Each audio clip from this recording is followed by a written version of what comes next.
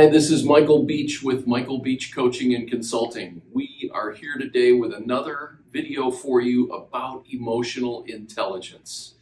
Today we're going to talk about emotional intelligence skill number 2, self-management.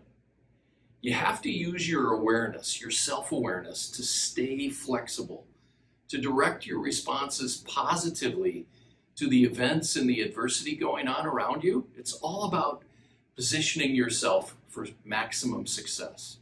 It's a critical skill to master if you're an emerging leader or an executive. You simply must be able to manage yourself because you cannot lead if you are an emotional wreck. You simply cannot. It's about managing your responses to events and adversity and making sure every time you keep them positive. See you next time.